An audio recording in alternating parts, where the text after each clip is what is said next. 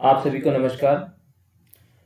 चलिए दोस्तों, उपस्थित हूँ एक नई वीडियो के साथ। जो हमारी श्रृंखला सेमुची हमने चलाई थी, प्रथम भाग के रूप में आपको भूमिका का भाग 1 आपको दिया जा चुका है। आज जो हम पढ़ने वाले हैं या समझने वाले हैं वो भूमिका भाग 2 पार्ट 2 है। इसमें हम जानेंगे कि कितनी बारीकियों से हमें संस्कृत साहित्य की या दर्शन की या वैदिक वाङ्मय की जानकारी भी होनी चाहिए, जो कि भूमिका में दिया गया है तो परीक्षा की दृष्टि से बड़ा ही महत्वपूर्ण विषय हो सकता है। और इसके अलावा हमारी जो श्रृंखला चल रही है रुचिरा की, वो चलती रहेगी।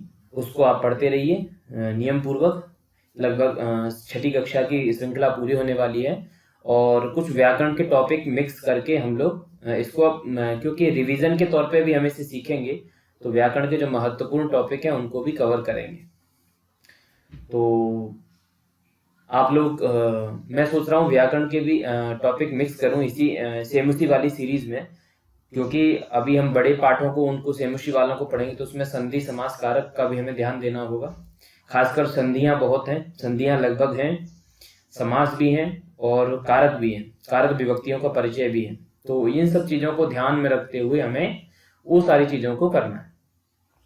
तो अन्य कहीं जगह पर ना जाते हुए सीधी पुस्तक में जो भी दिया गया उसी से हम सारी चीजें कवर करेंगे।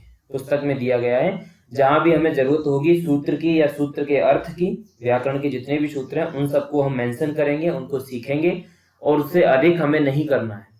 क्योंकि आप लोगों में कई साहित्य के छात्र हैं, कई ज्योतिष के छात्र हैं, कई दर्शन के छात्र हैं। जरूरी नहीं है सबके सब व्याकरण के ही छात्र हों। तो वो सारी चीजें आपको विद्वत्ता प्रदर्शन नहीं करना है और ना ही मुझे आपको कोई विद्वत्ता प्रदर्शन करना है कि आप लोगों को मैं बताऊं कि किस तरीके से मेरा अध्ययन है। आप लोगों को उतना ही पढ़ना है जितना आवश्यक है और मैं भी उतना ही बताऊंगा जितना आवश्यक है। विशेष आवश्यकता है यदि आपको, तो उसके लिए बाद में भी चर्चा की जा सकती है। फिलहाल हम सभी को एक साथ मध्य में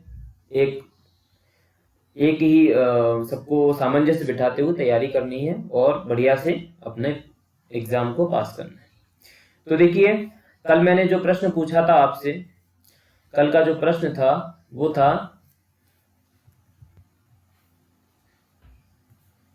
प्रसन्न में कौन सा प्रत्यय है, जिसलिए आप लोगों ने बड़ा अच्छा उसका उत्तर दिया, प्रसदकता। तो बहुत अच्छा, ये मुझे अच्छा लगा, आप लोगों का उत्तर अच्छा था। आज मैं जो आपसे प्रश्न पूछने वाला हूं साहित्य का ही प्रश्न है और भूमिका भाग 1 का ही प्रश्न है। प्रश्न यह है कि हर्ष के तीनों नाटक, ठीक है, हर्ष के जो भूमिका में आया है, हर्ष के 3 नाटक, हर्ष 3 नाटक लिखा हुआ है भूमिका में।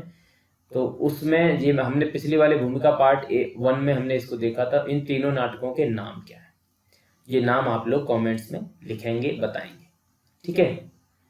और आपको यदि वीडियो अच्छी लग रही है तो इसको शेयर करिए, लाइक करिए।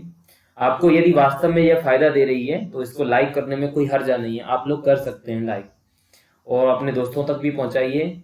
और हमारे टेलीग्राम ग्रुप से जुड़िए। कोई भी समस्या है तो आप वहां से मुझे व्यक्तिगत मैसेज के थ्रू भी बता सकते हैं और सामूहिक समस्या हो सकती है तो ग्रुप में भी बता सकते हैं। अपने अधिकार क्षेत्र के अनुसार ही मैं आपकी उस समस्या का निदान करूंगा। फॉर्म भरने की डेट आपको पता ही है सब लोगों को, ठीक है। तो जिन्होंने नहीं भरा है वो भर दीजिए और पूरे आत्मविश्वास के साथ भरिए, तैयारी करिए। देखिए, यह तो स्पष्ट है, हमारे पूरे देखिए इस ग्रुप पे भी देखने वाले दर्शकों की संख्या 1200 के आसपास हो गई है, लेकिन स्पष्टता यह है, ये बात बिल्कुल भी जुटलाई नहीं जा सकती कि 245 सीट ही हैं, 245 40 जो भी हैं, सबका सिलेक्शन नहीं होना, लेकिन होना भी इन्हीं में से। तो मैं चाहता हूं जिस दिन रिजल्ट आए, फाइनल रिजल्ट, तो मेरा वाला जो ग्रुप है टेलीग्राम, उसमें चारों तरफ से धूमधाम से बधाई, शुभकामनाएं, ये सब होना चाहिए। मेरी बस यही कामना है। अगर ये होगी तो मैं बड़ा गौरवान्वित महसूस करूंगा आप लोगों के साथ, बड़े गर्व की बात होगी मेरे लिए और आप लोगों की खुशी के लिए। तो मैं ये बस यही चाहता हूं। तो इसके लिए आप लोगों को मेहनत अवश्य करनी है, ज्यादा से ज्यादा मेहनत करेंगे तो ज्यादा से ज्यादा लोगों को हम पाएंगे। और मैं आपसे बार बार एक बात फिर दोहरा देता हूं, कितनी महत्वपूर्ण है। एक चीज के लिए, एक टॉपिक के लिए एक ही सोर्स रखिए, है ना। आप जैसे पेडागोजी में अधिगम पढ़ रहे हैं तो उस अधिगम को कहीं और से मत पढ़िए। जब एक जगह से आप पढ़ रहे हैं तो उसी को बार बार रिवाइज कर लीजिए। आपको वो सैद्धांतिक पक्ष याद हो जाएगा, समझ में आ जाएगा, तो आप जो प्रैक्टिकल जो भी प्रायोगिक पक्ष है उसका, उसमें आप उसके अप्लाई कर सकते हैं। लेकिन अब जगह जगह से पढ़ेंगे तो कंफ्यूजन क्रिएट होगा, भ्रम होगा, भ्रम होने के बाद प्रश्न गलत होने के चांसेस बढ़ जाएंगे। ये होगी पेडागोजी की बात। इसमें भी मैं आपको बताऊं, संस्कृत में भी सोर्स एक ही रखिए, जिसका भी आपको समझ में आए। मेरे द्वारा समझ में आ रहा है उसको फॉलो करिए, किसी और से समझ में आ रहा है उसको फॉलो करिए, लेकिन सोर्स एक ही रखिए, स्रोत एक रखेंगे तो अच्छा रहेगा। टेस्ट सीरीज सबको ज्वाइन करिए, टेस्ट सीरीज कोई दे रहा है या क्वेश्चन करवा रहा है उस सबको ज्वाइन करिए, वहां तो आपके टेस्ट आपकी परख होने वाली, लेकिन जो तैयारी करने का सोर्स है वो एक ही रखेंगे। चलिए हम लोग इस पर बढ़ते हैं। देखिए प्रस्तुत संकलन, अब यहां तक, इससे पहले तक हमने कर लिया था, ठीक है। इससे पहले तक जो हुआ था उसमें जो हमने देखा था किस प्रकार से उसमें सब कवियों के बारे में, संस्कृत के जो महान शास्त्रज्ञ हुए उनके बारे में चर्चा की गई थी। प्रस्तुत संकलन के बारे में जो आपके सामने यह पुस्तक है, इस पुस्तक में क्या क्या है क्या नहीं है वो सारी चीजें बताई जाएंगी। राष्ट्रीय शैक्षिक अनुसंधान और प्रशिक्षण परिषद अर्थात एनसीईआरटी, ठीक है। तो एनसीईआरटी के आप लोगों को स्थापना और स्थापना का उद्देश्य पहले ही बता दिया गया है, आप लोगों को उम्मीद करता हूं पता हो। द्वारा निर्धारित विद्यालयी शिक्षा के लिए राष्ट्रीय पाठ्यचर्या की रूपरेखा 2005, एनसीएफ, इसको हम बीएड में पढ़ते हैं तो आपने टॉपिक सुना होगा एनसीएफ 2005, है ना, एनसीएफ नेशनल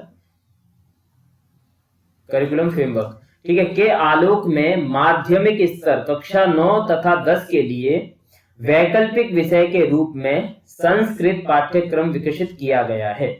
पाठ्यचर्या में निम्नलिखित 5 लक्ष्य रखे गए हैं। अब इन लक्ष्यों को याद करना दोस्तों बहुत जरूरी है।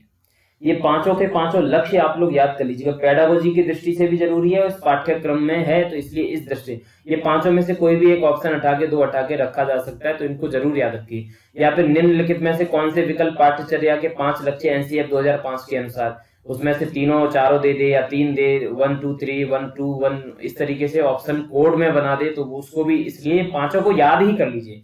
भार मुक्त शिक्षा का कार्यक्रम, बच्चे भार मुक्त रहेंगे, है ना, जो उनका वेट होता है कि उनको हैवी ऐसा भार नहीं लगना चाहिए, पढ़ाई का भार जैसा, है ना, कभी कभी फिजिकल भार भी हम कर देते हैं, बहुत सारी पुस्तकें किताबें वो सब चीजें, और जब और मेंटली बर्डन भी होता है उसको भी हमें कम करना। शिक्षा की आनंदप्रद अनुभूति के रूप में प्रस्तुति, इसमें हम जो है टीएलएम वगैरह बनाते हैं, इसमें जो पाठ्य सहगामी क्रियाएं करवाते हैं, अदर एक्टिविटी करवाते हैं, तो जो हमें शिक्षा की आनंदप्रद अनुभूति है उनको दे पाते हैं। स्टोरी टेलिंग करते हैं अच्छे से, या पीपीटी वगैरह प्रदर्शित करते हैं, या फिर वीडियो अच्छी दिखाते हैं, ये सब उस चीज में आ जाएगा। जीवन के परिवेश से शिक्षा का घनिष्ठ संबंध होना, है ना, आप जैसे हम बच्चों को जीवन के परिवेश, शिक्षा का घनिष्ठ संबंध होना चाहिए। कभी कभी क्या होता है, इसी से रिलेटेड एक और बात बता देता हूं, हम कभी क्या करते हैं बच्चों को, जब हम कोई आदर्श का उदाहरण देते हैं ना, जैसे हम कोई बच्चा सिंगर बनना चाहता है या नहीं भी चाहता है, उसकी रुचि होनी चाहिए संगीत में, तो हम उसको एग्जाम्पल देते हैं लता मंगेशकर, किशोर कुमार, ठीक है, लता या किशोर कुमार, ठीक है, या फिर और मतलब जो बहुत ख्यात, आज के संदर्भ में अरिजीत सिंह का नाम सभी बच्चे लगभग जानते होंगे, ठीक है, इन सब के हम उनको नाम बता देते हैं। लेकिन क्या होता है ना इससे, अब जैसे ही हम इन नामों को उनके सामने लेंगे ना, तो बच्चा सीधा उसका मोरल डाउन होगा, अरे अरिजीत सिंह मैं कहां से बन पाऊंगा। तो इतना बड़ा एग्जाम्पल हमें बच्चों को देना ही नहीं है, हमें बच्चों को कोई स्थानीय उदाहरण देना है, स्थानीय एग्जाम्पल, या फिर आपके स्कूल के कोई म्यूजिक टीचर का एग्जाम्पल दे, देखो बच्चों आपके सामने ही है, आपके संगीत के शिक्षक हैं, शिक्षिका है, कितना अच्छा गाती है, आप भी अच्छा गा सकते हैं। तो बच्चा अपने आप को रिलेट, संबंध बना पाएगा उस उदाहरण से, उसमें अपनी संभावनाएं, पॉसिबिलिटी देखेगा कि हाँ मैं भी बन सकता हूं। लेकिन जो अरिजीत सिंह का नाम सुन, अरे वो तो अरिजीत है, वो तो लता मंगेशकर है, वो मैं कैसे बन सकती हूँ, इस तरीके से बच्चा वहां से दूरियां बना लेता है लक्ष्य से।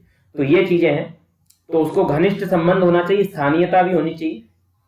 शिक्षा की गुणवत्ता में सुधार, ठीक है, क्वालिटी एजुकेशन को बढ़ावा दिया गया इस एनसीएफ में 2005 में। और कंठाग्र करने की परंपरागत पद्धति से हटकर, जो हम रटंत करते थे ना, किताबी कीड़ा बच्चों को बनाते थे, रटंत, छात्रों को चिंतन के लिए प्रेरित करना, है ना, या मैं इसको ऐसे कहूं स्वयं करके सीखना या स्वयं अनुभव करना, अनुभव करके अधिगम करना, इस तरीके के एनसीईआरटी 2005 में ये उद्देश्य रखे गए। तो आप लोग ध्यान जरा सा एनसीईआरटी 2005 के उद्देश्यों को जरूर याद कर लें। इन 5 उद्देश्य जो पाठ्यक्रम में यहाँ दिए गए भूमिका में, ये तो आवश्यक रूप से याद कर लें आप लोग। आगे कह रहे हैं, संस्कृत के नवीन पाठ्यक्रम में निर्धारित लक्ष्यों के अनुरूप नवम कक्षा के लिए सेमुसी प्रथमो भागः नामक पाठ्य पुस्तक का प्रणयन किया गया है। ठीक है, यहाँ पर आपको ये पुस्तक यहाँ पर दी गई है। ठीक है, यहाँ पर इसका निर्धार, देखिए पहले आपको अगर यदि पता हो तो पहले एक मणिका चलती थी, अब ये जो है बदल करके सेमुसी कर दी गई। पहले मणिका थी, अब सेमुसी कर दी गई है। ठीक है, तो नवीन पाठ्यक्रम में वर्तमान पुस्तक की विशिष्टताओं में सर्वप्रथम उल्लेखनीय है कि इसमें संस्कृत को एक जीवंत भाषा के रूप में देखा गया है, जिसकी धारा निरंतर प्रवाहित होती रही है। इसी दृष्टि से इसमें आधुनिक संस्कृत रचनाओं के समावेश के साथ ही साथ अन्य भाषाओं के साहित्य से अनुदित रचनाओं को भी ग्रहण किया गया। आपको इसमें अन्य भाषाओं के साहित्य से अनुवाद के रूप में संस्कृत में लाए गए रचनाएं, उनकी जो है कृतियां आपको इसमें जरूर देखने को मिलेंगी, अन्य भाषाओं से अनुदित है वो। ठीक है, पाठों के आरंभ में पाठ संदर्भ दिए गए हैं, संदर्भ ग्रंथ है ना, कहां से हैं, कैसे हैं, उसके बारे में बताया गया। ये भी बहुत महत्वपूर्ण पक्ष होगा तैयार करने के लिए, जिनसे छात्र पाठ प्रसंग को सरलता से समझ सकेंगे। देखिए ये पाठ में जो संदर्भ आएंगे ना, बहुत ही महत्वपूर्ण रहेंगे प्रश्न परीक्षा की दृष्टि से। तो इन सारे पाठों में ये पक्ष हमको अच्छे से पढ़ना पड़ेगा। छात्रों को सीखने के अधिकाधिक अवसर देने के लिए पाठों के अंत में विविध प्रश्नों वाली अभ्यास चारिका दी गई है। ठीक है, तो अभ्यास भी दिया गया जहां से छात्र सारे जो हैं अभ्यास करके उसको समझ सकते हैं। आगे बढ़े, इसमें छात्र पाठों को स्वयं एवं समझ सके, इसके लिए शब्दार्थाः, शब्दार्थाः दीर्घ संधि है, शब्दार्थाः शीर्षक के अंतर्गत पाठ में आए सभी नवीन, कठिन तथा कठिन शब्दों के संस्कृत, हिंदी और अंग्रेजी में अर्थ दिए गए। तीनों भाषाओं के अर्थ हैं। आप लोग यदि आपके पास सेमुसी है दोस्तों, अगर सेमुसी नहीं है तो मंगा लीजिए ऑनलाइन। अगर आप लोगों को ऑनलाइन नहीं मिल रही है तो मैं लिंक आपको पर्सनली प्रोवाइड कर सकता हूं। आप लोग इस सेमुसी पुस्तक को जरूर मंगा लीजिए, बहुत जरूरी है। और उसके बाद भी योग्यता विस्तार जो पाठ के अंत में है अंतर्गत ऐसी सामग्री दी गई है जिससे छात्र ज्ञान के अग्रिम चरण की ओर सहज ही उन्मुख हो सके। अध्यापकों के लिए यथेष्ट रूप से शिक्षण संकेत भी दिए गए। अध्यापक के लिए ध्यातव्य बातें दी गई हैं कि क्या हमें बच्चों को सिखाना है। ठीक है, ताकि निर्धारित पाठ्य बिंदुओं को ध्यान में रखते हुए अध्यापन किया जा सके। पाठों को दृश्य विधि से स्पष्ट करने के लिए विषयानुकूल चित्रों का समावेश करके पुस्तक को आकर्षक बनाया गया। दृश्य, ठीक है, दृश्य विधि बच्चों को देख करके ज्यादा समझ में आता है, तो वो चीज है। अब इस पुस्तक के बारे में और विस्तृत जानकारी क्या दे रहे हैं ये लोग, इसमें लिख रहे हैं 12 पाठ रखे गए हैं। इसमें पुस्तक में 12 पाठ हैं, 6 पाठ प्राचीन ग्रंथों से हैं और 6 पाठ आधुनिक रचनाओं से हैं। ठीक है, तो आधुनिक के भी 6 हो गए और 6 हो गए प्राचीन ग्रंथों से। आधुनिक पाठों में भी 4 पाठ संस्कृत की मौलिक रचनाओं तथा 2 पाठ दूसरी भाषाओं से अनुवाद के रूप में, अभी बताया ना अन्य भाषाओं से अनुदित हैं, तो 2 पाठ दूसरी भाषाओं से अनुदित किए गए। इस प्रकार पुस्तक में 3 प्रकार की पाठ सामग्री है। जैसे आपके सामने पाठों के ये हैं, प्राचीन पुस्तकों से लिए गए लौह तुला, सूक्ति मौक्तिकम, जटायोः शौर्यम, कल्पतरुः, वांग्मनः प्राणस्वरूपम तथा प्रत्यभिज्ञानम, ये हो गए प्राचीन पुस्तकों के। और आधुनिक मौलिक रचनाओं में है गोदोहनम, भारती वसंत गीति, भ्रांतो बालः तथा सिकता सेतु। इस तरीके से ये जो है, और संस्कृत में अनुदित निर्मित रचनाओं से जो है स्वर्णकाकः और पर्यावरणम। पाठ सामग्री को यथासंभव मूल रूप में ही रखा गया है ना, मूल रूप में, बहुत ज्यादा इसमें मिक्सर नहीं किया गया है कि अपनी मौलिकता को इसको अलग कर दिया जाए। मूल रूप जैसी रचना है उसी रूप में रखा गया है, किंतु छात्रों की सुविधा के लिए यत्र तत्र संपादित कर उन्हें सरल बनाने का प्रयास किया। तो ये छात्र हित में सरल बनाने का भी प्रयास किया गया। संस्कृत वाङ्मय के जिन ग्रंथों से सामग्री ली गई उनकी यहाँ संक्षिप्त परिचय दिया जाए। अब दोस्तों मैं यहाँ बता दूं, ये संस्कृत वाङ्मय का जो भी यहाँ पे ग्रंथ आएगा उस ग्रंथ की आपको जानकारी होनी चाहिए।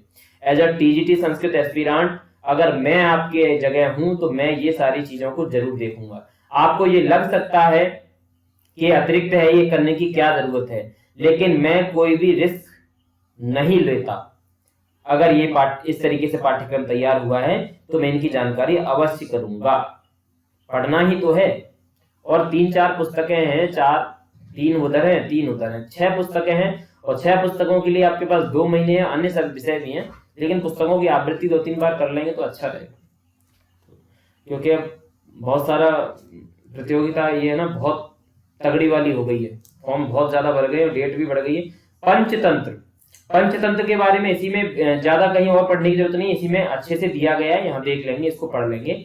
सरल संस्कृत भाषा में नीति की शिक्षा देने वाले कथा ग्रंथों में पंचतंत्रम का अत्यधिक महत्व है। इसमें विष्णु शर्मा लेखक हो गए इसके, ठीक है, विष्णु शर्मा जी। एक राजा के 3 मूर्ख पुत्रों को 6 मास में राजनीति और व्यवहार में कुशल बनाने के लिए कथाएं कही है। इसका विभाजन 5 तंत्रों में, तो इन 5 तंत्रों के नाम, एक तो नाम याद होने चाहिए, दूसरा नामों में भी क्रमशः नाम याद होने चाहिए, ठीक है, क्रम से, भूल ना पाए आप लोग क्रम। तो मित्र संप्राप्ति, मित्र भेद, मित्र संप्राप्ति, काकोलुकीय, लब्ध प्रणास तथा अपरीक्षित कारक, ठीक है।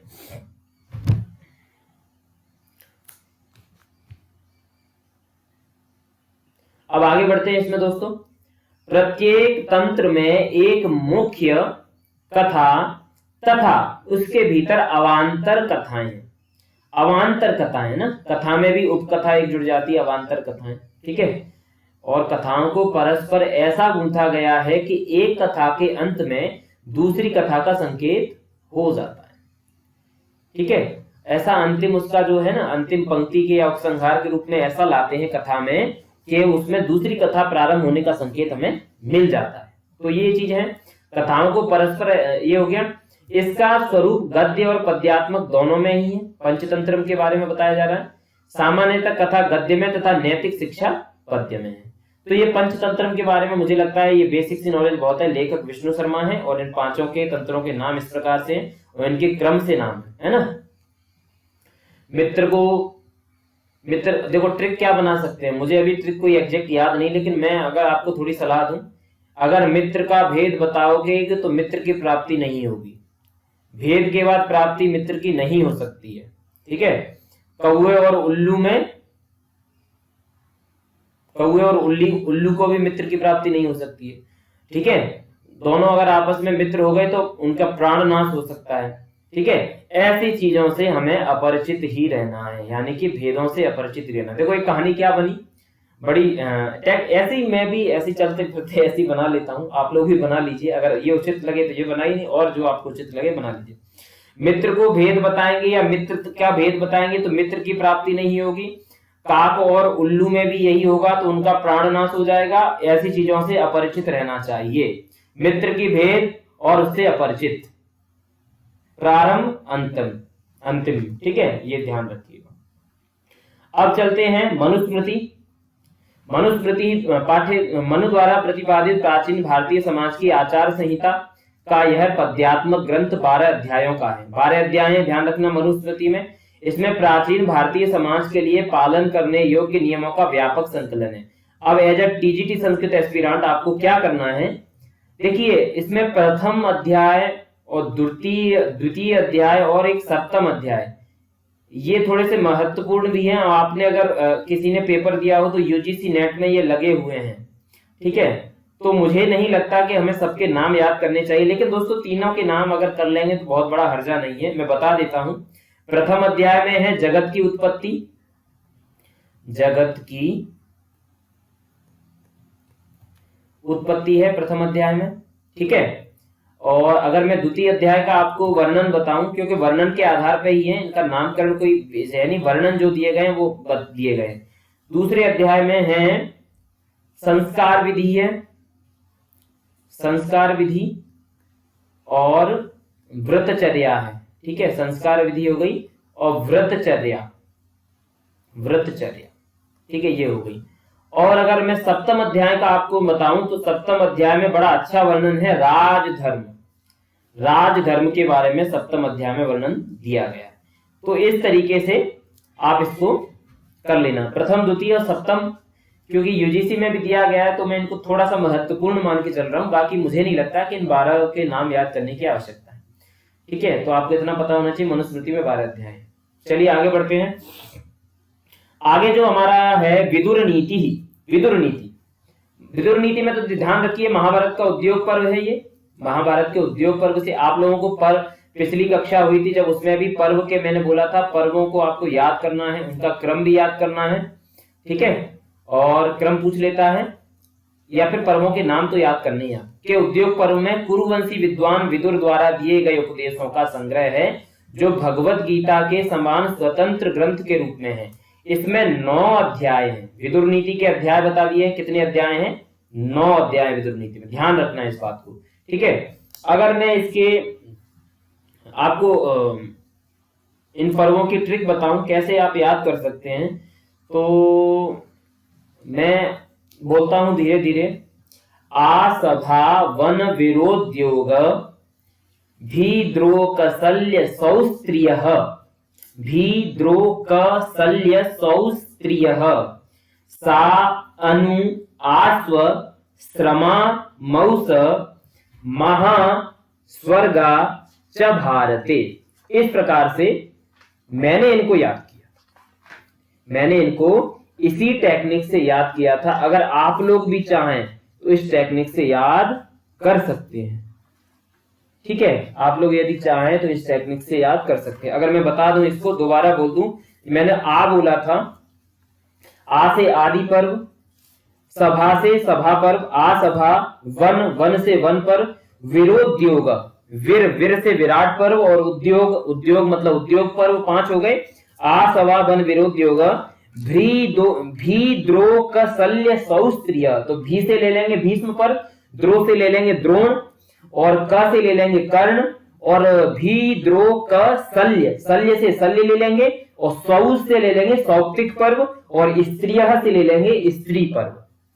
इसके आगे मैंने जो बताई आपके दूसरी लाइन अनुष्टुप में ही बनी है, ये अनुष्टुप छंद में ही है।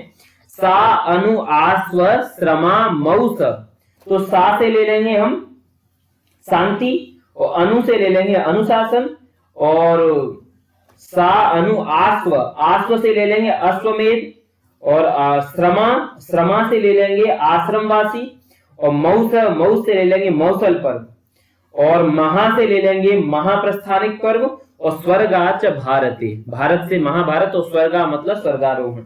इस तरीके से 18 पर्वों को याद किया जा सकता है, ठीक है। तो इसको टेक्निक को ना आ सभा इस तरीके से लिखेंगे, वन विरोध्योग, आप यहां पर लिखूंगा समय अपेक्षित ज्यादा होगा, तो वीर में विराट और उद्योग दोनों ले लेंगे, ठीक है। भीद्रोकशल्य सौस्त्रियः, सा अनु आस्व श्रमा मौस महास्वर्गा च भारते।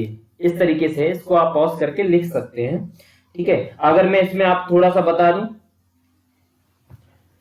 यदि सबसे बड़े की बात की जाए तो इसमें जो सबसे बड़ा है,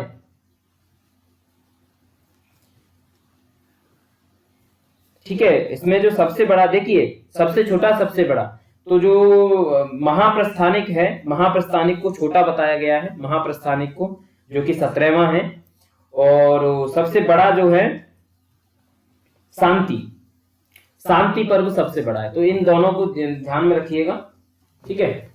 और बाकी इतना ज्यादा करने के लिए थोड़ा सा इनको याद कर लेंगे तो मुझे लगता है अच्छा रहेगा। आगे बढ़े, चाणक्य नीति है। विदुर नीति में 9 अध्याय, ध्यान रखना। चाणक्य नीति, इसके रचयिता चाणक्य है, इसमें 17 अध्याय, तो चाणक्य नीति को भी ध्यान रखना। 340 श्लोक हैं और 17 अध्याय हैं। लोक व्यवहार की शिक्षा सरल श्लोकों में देने के कारण नीति ग्रंथों में यह बहुत लोकप्रिय है, ठीक है। सुभाषित रत्न भांडागारम ये है, इससे भी लिए गए कुछ पाठ में, कुछ दिए गई हैं चीजें। अनेक कवियों द्वारा रचित है, इसमें कोई एक कवि नहीं है, अज्ञात कर्तृक है ये। श्लोकों द्वारा संग्रह, श्लोकों का इसमें संग्रह, इसमें प्राय 10,000 छोटे बड़े श्लोक हैं, तो इसमें कुछ ज्यादा विशेष बात नहीं। मृच्छकटिकम, पीडीएफ में थोड़ा करेक्शन इसमें था, मैंने तभी बता दिया था आपको, पीडीएफ एक भेजी थी। मृत्सकटिकम, इसका संधि विच्छेद क्या होगा, मृत्सकटिकम, है ना, मिट्टी की गाड़ी या मिट्टी वाली गाड़ी, ठीक है। शूद्रक द्वारा रचित 10 अंकों का सामाजिक नाटक, जिसको हम प्रकरण कहते हैं, नाटक नहीं है ये, प्रकरण ग्रंथ, प्रकरण है, ध्यान रखना। ठीक है, जिसमें दरिद्र किंतु कभी संपन्न स्थिति में रहे वाणिज्य जीवी ब्राह्मण चारुदत्त तथा गणिका वसंत सेना की प्रेम कथा है। इसका जो नायक है चारुदत्त है और गणिका जो है क्या है, वसंत सेना नायिका है। इसमें प्राचीन भारत की सामाजिक व्यवस्था तथा निरंकुश राजतंत्र का चित्रण है, राजतंत्र का निरंकुश चित्रण है। ठीक है, देखिए इसके अब 10 अंक हैं, तो 10 अंकों के नाम आप लोग अगर याद कर सके तो बहुत अच्छा रहेगा। ठीक है, मैं समझता हूं याद कर लेना चाहिए, आपने विवेक से निर्णय लें, पर मैं जरूर याद करता। अगर मैं 10 अंकों के आपको नाम बताऊं यहीं पर, तो अलंकार विन्यास है पहला। ठीक है, अलंकार विन्यास हो गया। उसके बाद जो दूसरा आएगा वो आएगा द्यूतकर संवाहक, द्यूतकर संवाहक। और अगर तीसरा अंक की मैं बात करूं तो तीसरा आ जाएगा यहां पर संधिच्छेद,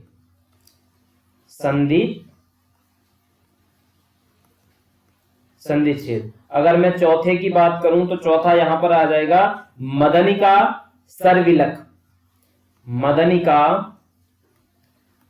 और सरविलक। इस तरीके से ये चौथे का नाम है। और यदि मैं पांचवे की बात करूं तो दुर्दिन, दुर्दिन। ठीक है, ये पांचवा हो गया। और यदि मैं छठे की बात करूं तो प्रवहन विपर्यय, प्रवहन विपर्यय।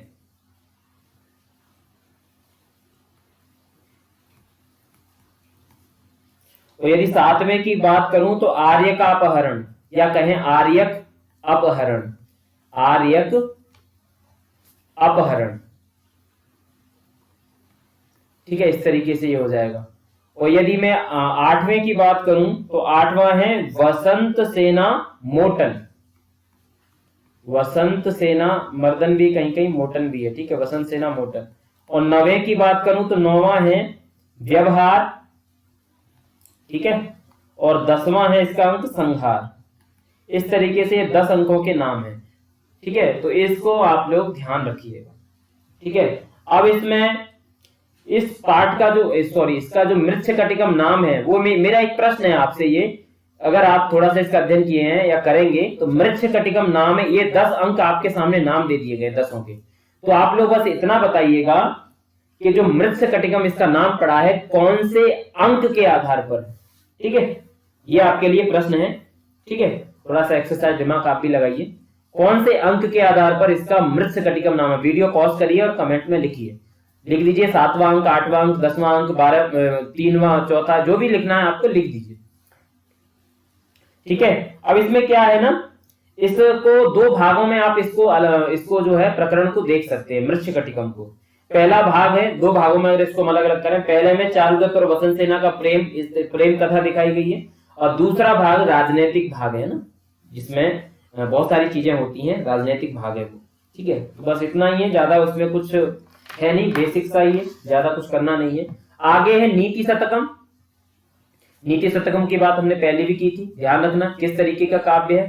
ठीक है, और किसने क्या की, भर्तृहरि रचित 100 से अधिक सरल नीति विषयक पद्यों का ग्रंथ है। इसमें मूर्खों की असाध्यता, अज्ञ सुकुमाराध्य सुखतरमाराध्यते विशेषज्ञ ज्ञान लव दुर्विदग्धम नरम ब्रह्मापितम नरम नरंजयति, है ना। ये यहां से शुरू, विद्वानों का महत्व, धन की शक्ति, मनस्विता इत्यादि विषयों पर प्रकाश डाला गया है।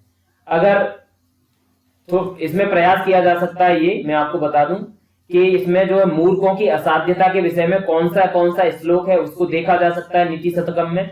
विद्वानों के महत्व को देखा जा सकता है। देखो मूर्खों के असाध्यता में कुछ वो भी सूक्तियां भी आती है, विभूषणम मौनम पंडितानम, है ना, इस तरीके से वहां पे सूक्तियां भी आती हैं। धन की शक्ति के विषय में एक आध श्लोक देखे जा सकते हैं, और मनस्विता इत्यादि के विषयों पर भी देखे जा सकते हैं, क्योंकि इसमें लिखे हैं, एक एक 2 श्लोक देख लेंगे तो बहुत ज्यादा हर्जा नहीं होगा। भामिनी विलास, भामिनी विलास का क्या है, आचार्य पंडितराज जगन्नाथ है द्वारा रचित स्फुट मुक्तक पद्यों का संग्रह, जिसमें 4 भाग विलास हैं, अन्योक्ति, श्रृंगार, करुण और शांत। प्रथम विलास में कवि ने सिंह, हंस, कमल, मधुकर, चंदन, मेघ, समुद्र आदि को लक्षित कर सुंदर तथा भावपूर्ण अन्योक्तियां दी हैं। तो इन ये अन्योक्ति, श्रृंगार, करुण और शांत, ठीक है, इसमें कुछ ज्यादा विशेष नहीं है। हितोपदेश है, हितोपदेश के विषय में आपको बता दूं, नारायण पंडित, इसमें लिखा ही है, नीति कथाओं का लोकप्रिय पुस्तक है ये, नारायण पंडित द्वारा रचित है। इसकी 43 कथाओं में 25 पंचतंत्र से ली गई है। ठीक है, 4 भाग है, मित्रलाभ, सुहृद भेद, विग्रह तथा संधि। कथा कहने की इसकी पद्धति पंचतंत्र के समान है। ठीक है, तो देखो मुख्य बात इसमें क्या है, नारायण पंडित लेखक हो गए, 43 कथाएं हो गई और इसके 4 भागों के नाम हो गए। क्रमशः भी होने चाहिए, याद भी होने चाहिए और क्रमशः भी याद होने चाहिए, ये इसमें मुख्य बात हो गई। ठीक है, रामायणम, रामायण क्या है, इसमें क्या क्या लिखा है पढ़ लेते हैं। आदि कवि वाल्मीकि द्वारा रचित संस्कृत भाषा का आदि काव्य है, जिसमें मर्यादा पुरुषोत्तम राम के जीवन का काव्यात्मक वर्णन है। 7 कांडों में विभक्त है, 7 के नाम क्रमशः नाम। ठीक है, प्रत्येक कांड सर्गों में विभक्त है। सर्ग कितने हैं, 500। ठीक है, और क्या क्या इसमें 24,000 श्लोक। ठीक है, इसको चतुर्विंशति सहस्त्री भी कहा जाता है, चतुर्विंशति सहस्त्री। और एक और आपको इसकी विशेषता मैं बताऊं, इसके प्रत्येक 1000 श्लोक समाप्त होने के बाद गायत्री मंत्र का एक अक्षर आता है। इसी प्रकार से 24,000 समाप्त होने तक 24 अक्षरों का गायत्री मंत्र भी पूरा हो जाता है। प्रत्येक 1000 पर गायत्री मंत्र आता है, गायत्री मंत्र का एक अक्षर क्रमशः आता है। ठीक है, और यही सारी चीजें हैं इसमें। मां निषाद प्रतिष्ठाम त्वम अगमः शाश्वती समाह यत् क्रौंच मिथुनादेकम अवधि काम मोहितम, है ना। यत् क्रौंच मिथुनाद, वाल्मीकि जी को कहां से प्रेरणा मिली, है ना, वो सब चीजें इसमें बताई गई हैं और इसमें ज्यादा विशेष जाने की जरूरत नहीं है। चलते हैं आगे बढ़ते हैं। वेताल पंचविंशति, 25 लोक कथाओं का संग्रह है, 25 लोक कथाएं, ध्यान रखना।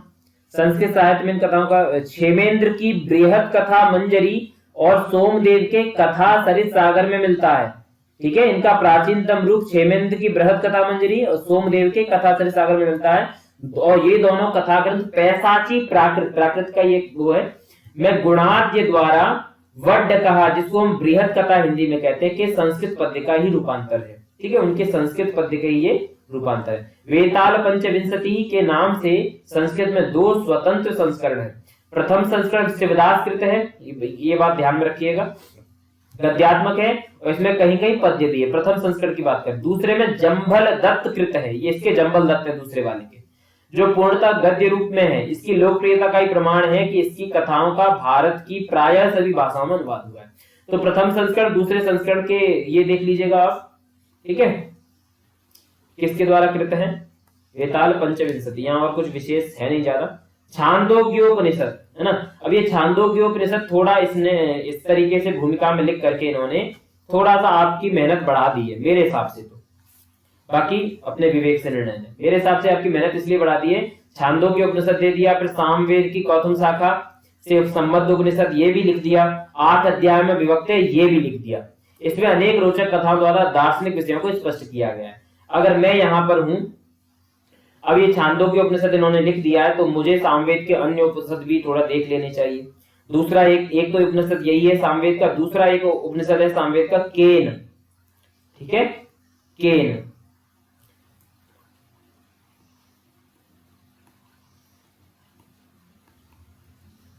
ठीक है, केन को ही हम एक अन्य नाम से भी जानते थे, तलवकार। ठीक है, अच्छा, अब सामवेद का हमने जान ही लिया, तो ऋग्वेद ने क्या बिगाड़ा भाई, ऋग्वेद का भी देख लो। ऋग्वेद है, ठीक है, इसका पहला है ऐतरेय, ऐतरेय उपनिषद, दूसरा है कौशितकी। ठीक है, अब ऋग्वेद का पता चल गया तो यजुर्वेद नाराज हो जाएगा भाई साहब, तो यजुर्वेद का भी देख लो। यजुर्वेद का क्या है भाई, यजुर्वेद में 2 शाखाएं आपको पता है, शुक्ल और कृष्ण। ठीक है, तो पहले शुक्ल का देख लो, ईशावास्य उपनिषद, ईश लिख देता हूं, ईश उपनिषद, इस तरीके से आप लोग देख लीजिए। और बृहदारण्य को उपनिषद, है ना, बृहदारण्य को उपनिषद, इस तरीके से शुक्ल के हो गए। कृष्ण के देख लेंगे, कृष्ण के थोड़े ज्यादा हैं क्योंकि उसकी शाखाएं भी थोड़ी सी हैं। ठीक है, शाखाएं भी हैं उसके हिसाब से ज्यादा भी हैं। तैत्तिरीय हो गया, तय लिख देता हूं, तय से समझ लीजिएगा, तैत्तिरीय। कठोपनिषद, कट लिख देता हूं, ठीक है, कट से समझ लीजिए। श्वेता स्वतरोपनिषद, तो स्वे लिख देता हूं, ठीक है, श्वेता स्वतरोपनिषद है। मैत्रायणी, तो मैं लिख देता हूं, ध्यान रखना, मैत्रायणी उपनिषद है। और महानारायण उपनिषद, तो महा लिख देता हूं, ठीक है, इस तरीके से महानारायण उपनिषद, इस तरीके से इसके हो जाएंगे कृष्ण यजुर्वेद के। अब आप लोग सोच ही रहे होंगे, चलो मैं ही बता देता हूं चौथे वाले की क्या गलती है बेचारे, उसको भी समझ लेते हैं। तो उसके जो उपलब्ध हैं 3 ही हैं, उसका अथर्ववेद का 3 ही है। अथर्व का यदि मैं लिखूं तो अथर्व का पहला एक है प्रश्नोपनिषद कह सकते हैं। बस इतना नाम इनके जानने हैं ना, इनमें क्या लिखा है वो नहीं जानना। वैदिक वाङ्मय की तैयारी हमको नहीं करनी है, इनके नाम बस आपको थोड़ा सा रहने चाहिए मेरे हिसाब से। मुंडकोपनिषद, मुंडक लिखा है मैंने। और तीसरा मैं लिख रहा हूं मांडूक्य, तो मांडू लिख दिया मैंने, मांडूक्य उपनिषद। इस तरीके से आप इन चारों के उपनिषद देख लीजिएगा, क्योंकि उपनिषद का दिया है तो मुझे लगता है इनके आसपास होना चाहिए। और थोड़ा सा छांदोग्य उपनिषद के बारे में जानकारी होनी चाहिए, ठीक है। इस तरीके से ये हो गया, यहाँ कुछ ज्यादा खास है नहीं। आगे चलते हैं पंचरात्रम। देखिए मैंने आपको पिछली भूमिका वाली कक्षा में बताया था भास के बारे में, 13 नाटकों के बारे में। उम्मीद है आप लोगों ने इनके नाटक किस किस पर उपजीव्य क्या है उनका, उस पर आधारित है। इसका जो है पंचरात्रम है, इसका जो कथानक महाभारत से लिया गया है, ठीक है। अब मैं आपको बता देता हूं थोड़ा सा, यदि मुझको यहाँ कहीं जगह मिले तो।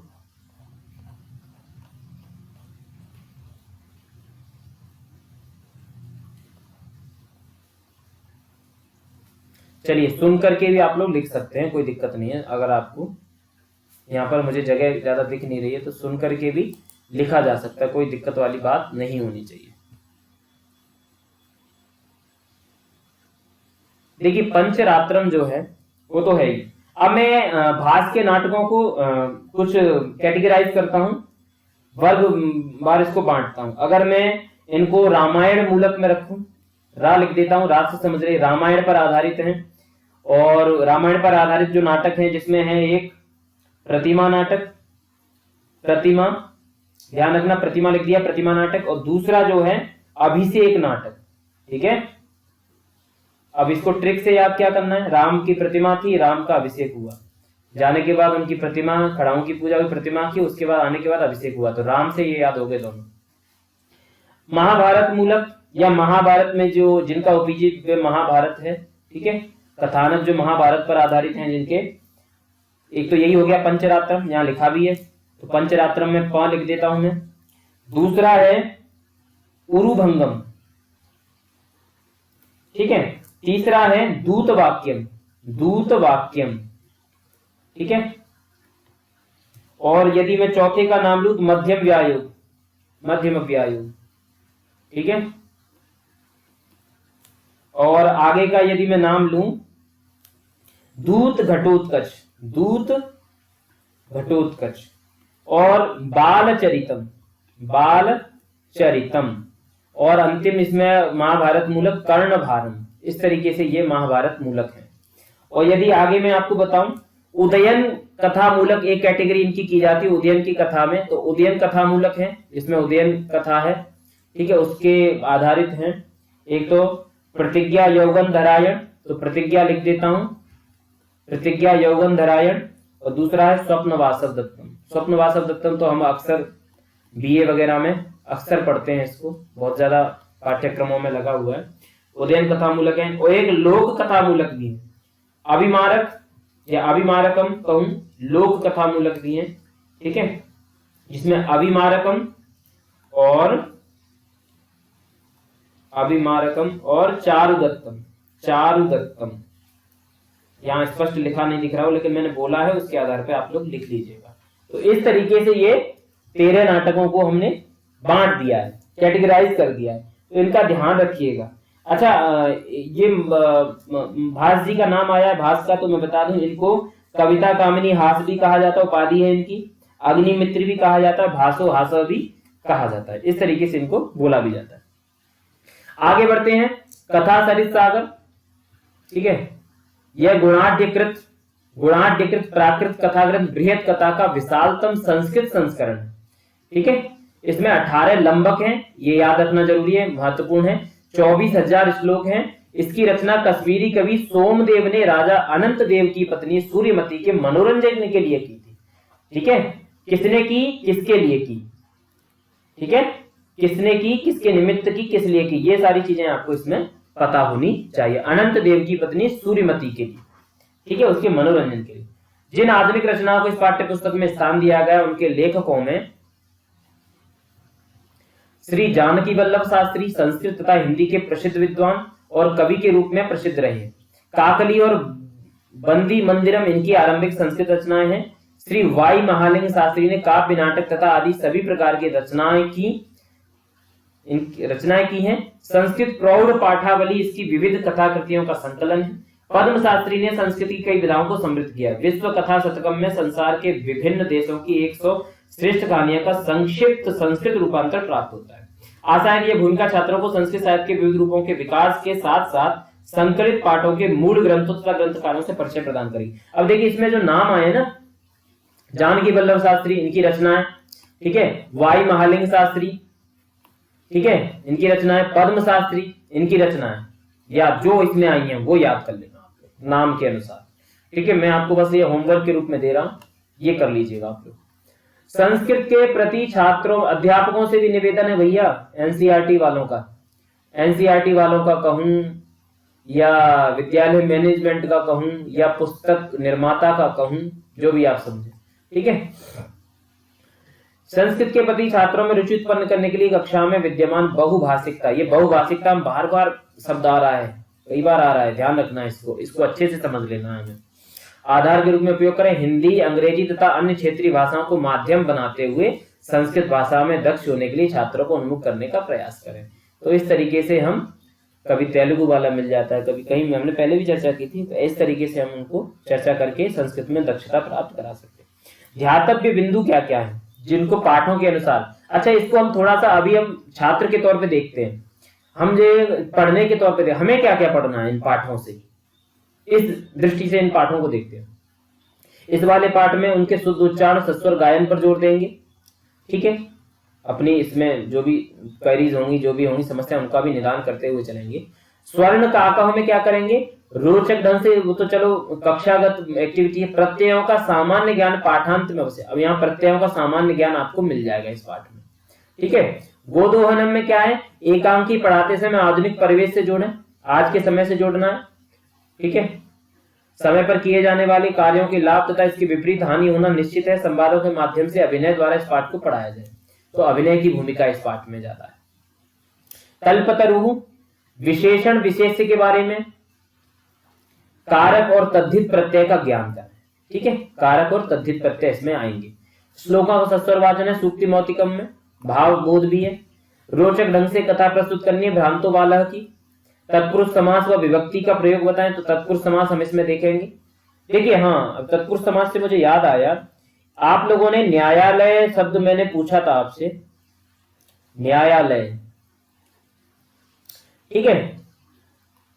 कई ने दिया षष्ठी तत्पुरुष, और कुछ कमेंट्स में चतुर्थी भी था, चतुर्थी। तो संदेहास्पद बात हो जाती है कि किस तरीके से ये दोनों कैसे संभव है, और मैं आपको बता दूं दोनों ही सही है। मैं भी बताऊंगा कैसे सही है कैसे गलत है। देखिए जो हिंदी जानने वाले लोग हैं, या हिंदी में चतुर्थी तत्पुरुष को लिया गया, संभवतः मैंने भी इसका देखा था आप लोगों के कमेंट्स देख करके, और किसी की क्वेरी भी आई थी, तो उसमें आप लोगों ने शायद इंटरनेट देखा होगा, तो वहां सीधा सीधा लिखा है न्याय के लिए आलय, इस तरीके से उसको समास किया गया। तो न्याय के लिए हो गया तो ठीक है भाई, के लिए हो गया तो चतुर्थी ही होगा। लेकिन संस्कृत, ये हिंदी भाषा की बात होगी, लेकिन संस्कृत वाले ऐसा नहीं मानते, है ना। संस्कृत वालों के लिए ये षष्ठी ही है, ठीक है, षष्ठी तत्पुरुष ही होगा। क्योंकि जब हम तदर्थ में समास करते हैं, तदर्थ में जहां समास होता है, तदर्थ चतुर्थी, तदर्थार्थ, बलिहित, सुख रक्षितई, तो जिन शब्दों का वहां ग्रहण किया गया है वो पहले से ग्रहण कर लिया गया है ना। तदर्थ में जब हम समास करेंगे तो वहां प्रकृति विकृति भाव की जो है वहां पर हमें देखना पड़ेगा। तो यहाँ कोई प्रकृति विकृति तो है नहीं है, विद्या का या न्याय का कोई प्रकृति या विकृति आलय तो हो नहीं सकता, है ना। तो ये इसलिए यहाँ पे तदर्थ में समास होना उचित नहीं है। लेकिन चूंकि हिंदी भाषी विद्वानों ने, उनके लिए वही अभीष्ट है, इसलिए उसको वहां पर रखा है। तो वहां भाषा का कोई ऐसा नियम नहीं है, इसलिए आप षष्ठी तत्पुरुष ही सही करेंगे, ठीक है। षष्ठी तत्पुरुष समास ही यहाँ पर उचित है। तो मैं ये बता दिया, ये क्वेरी ज्यादा आ रही थी इसलिए मैंने बता दिया। प्रत्यय विज्ञानम, नाट्य युक्ति के सहारे कक्षा नाटक के रूप में पढ़ाया जाए, महाभारत की कथा पृष्ठभूमि के रूप में बताएं। ठीक है, इसको हम पढ़ेंगे, देखेंगे तब। लौह तुला, रोचक ढंग से कथा शिक्षण करें तथा कथा का संदेश न्याय की सूक्ष्म दृष्टि न्यायाधिकारी में होनी चाहिए, छात्रों को दे। ठीक है, आगे बढ़ते हैं। सिकता सेतु में क्या है? संदेश प्रभावी ढंग से देना है। और जटायु शौर्य में वाल्मीकि रामायण का संक्षिप्त परिचय छात्रों को दें, श्लोकों का सस्वर वाचन भी करवाएं। स्त्री प्रत्यय का परिचय दें, है ना, टाबादी जो प्रत्यय हैं उनके परिचय यहाँ पर देने पड़ेंगे। पर्यावरण में क्या है? प्रदूषण के संकट से परिचित कराते हुए छात्रों को वृक्षारोपण के लिए प्रेरित करना। तो एक संदेशप्रद या संदेश देने वाला ये जो पाठ है पर्यावरण वाला। ठीक है, तो ये स्पष्ट है। वांगमन प्राण स्वरूप प्राचीन वांग्मय, वेद, उपनिषद, ब्राह्मण, पुराण आदि का संक्षिप्त परिचय में। अब दोस्तों संक्षिप्त परिचय यहाँ दे दिया गया है, तो इसका मतलब संक्षिप्त परिचय आपको भी चाहिए। वेदों का संक्षिप्त परिचय आपको भी आना चाहिए, उपनिषदों का संक्षिप्त परिचय आपको आना चाहिए, ब्राह्मण का संक्षिप्त परिचय और पुराणों का भी संक्षिप्त परिचय आपको आना चाहिए। अब देखिए आपका सिलेबस, अब आपको लगेगा कि उत्तर प्रदेश टीजीटी की तरह या फिर उस तरह के नेट की तरह हम लोग शिफ्ट कर रहे हैं अपने सिलेबस को। तो यहीं से थोड़ी सी भूमिकाएं आपकी बढ़ गई। जहां आप कह रहे थे सर हम बड़ा इजीली पढ़ रहे हैं, 6th की रुचिरा में हमको ऐसा कुछ मिल नहीं रहा है, अब आपको मिलने लगा है। दोस्तों कतई भी अगर आपको वास्तव में चयन चाहिए तो इन चीजों को बिल्कुल भी मत छोड़ना। स्पष्ट लिखा है, ये अध्यापक से अपेक्षाएं की जा रही है पढ़ाने से पूर्व। वेद, उपनिषद, ब्राह्मण, पुराण आदि का संक्षिप्त परिचय, इसका मतलब एज अ टीजीटी एस्पिरेंट आपको ये परिचय आपको आना चाहिए।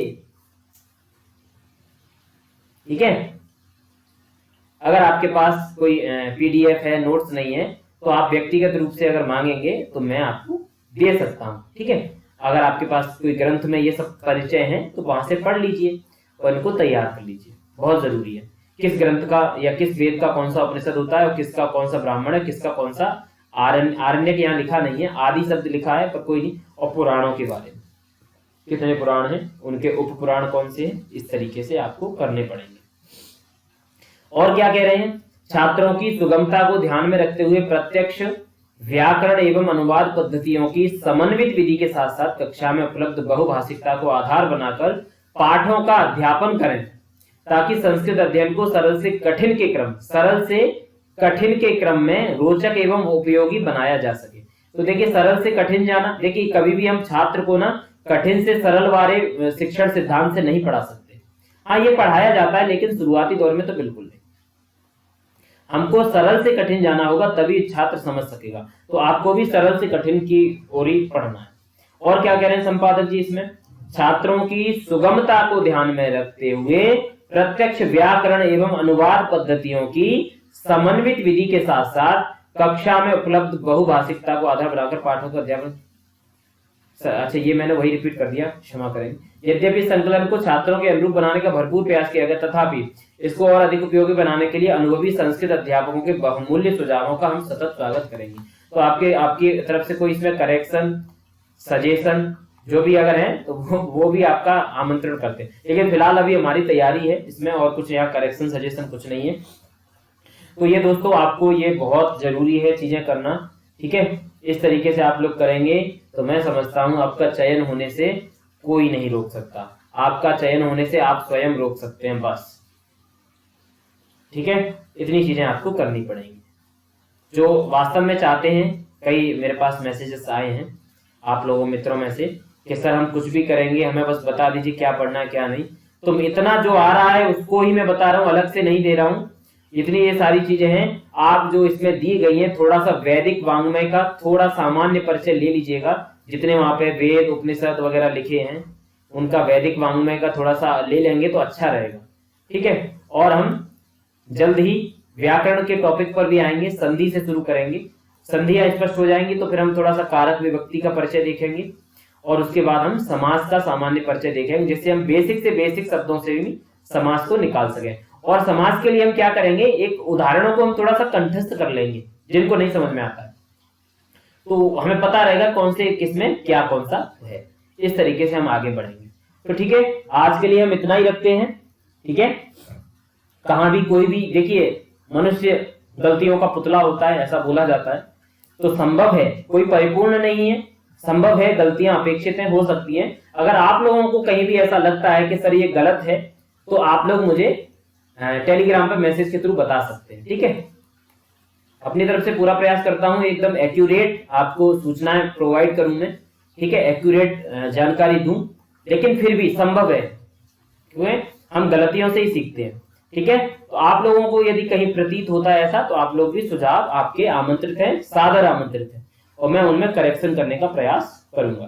तो एक लाइक तो इतना देखने के बाद जरूर बनता है, तो लाइक करिए और अपनी तैयारी जारी रखिए। बहुत बहुत धन्यवाद।